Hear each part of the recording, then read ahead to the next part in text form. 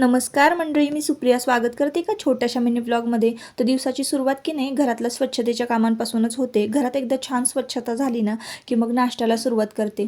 तर नाश्त्याला आज मी मस्त अशी ज्वारीच्या पिठाचे डोसे करणार होते. चला म्हटलं रेसिपी तुमच्याबरोबर शेअर करूया. तर अर्धा वाटी रवा घेतलेला आहे, 3 वाटी ज्वारीचं पीठ घेतलेलं आहे, 1 वाटी दही आणि मीठ घेतलेलं आहे. मिक्सरच्या भांड्यामध्ये 1 वाटी पाणी घालून हे बॅटर छान फिरवून घ्यायचं. त्यानंतर बघा हे काहीसं असं बॅटर तयार होतं. त्याची कन्सिस्टन्सी तुम्ही बघा, जास्त घट्टही नाही जास्त पातळही नाही, अशा पद्धतीने हे बॅटर तयार करायचं आहे. त्यानंतर त्यामध्ये आपल्याला अर्धा चमचा खाण्याचा सोडा घालायचा आहे. म्हणजे अर्धा चमचाही नव्हता, तुम्ही प्रमाण पाहिलं असाल व्हिडिओमध्ये. तर मग ते हे छान फेटून घ्यायचं आणि 15 मिनिटासाठी हे मिश्रण जे आहे ते छान भिजायला ठेवून द्यायचं आहे. हे डोसे झटपट बनवून तयार होतात आणि यासाठी कुठलीच पूर्वतयारी करावी लागत नाही. चवीलाही खूप छान लागतात.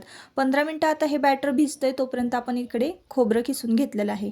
याच्याबरोबर खाण्यासाठी आपण की नाही मस्त खोबऱ्याची चटणी करतोय. तर खोबरं किसून घेतलेलं आहे, त्यामध्ये मुठभर कोथिंबीर, एक मिरची घातलेली आहे आणि दही घातलेलं आहे, साखर घातलेली आहे, थोडंसं मीठ घालायचं आणि अशी छान चटणी आपल्याला हिरव्या मिरचीची, कोथिंबीरीची करून घ्यायची आहे. तुम्ही यामध्ये पुदिनासुद्धा घालू शकता.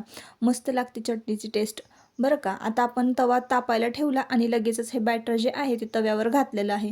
मस्तपैकी हलक्या हाताने पळीनं छान डोसा हा पसरवून घ्यायचा आहे तवा तापल्यानंतर.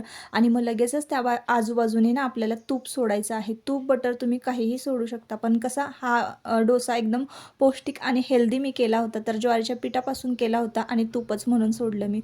तर इकडे बघा, तुम्ही डोसा बघू शकता किती छान झालेला आहे. अगदी तांदळाचा डोसा करतो ना त्याप्रमाणेच या डोस्याला जाळी आली होती आणि खायला पण इतका टेस्टी लागत होता ना आणि पचायला सुद्धा खूप हलका आहे. तुम्ही एकदा नक्की करून बघा.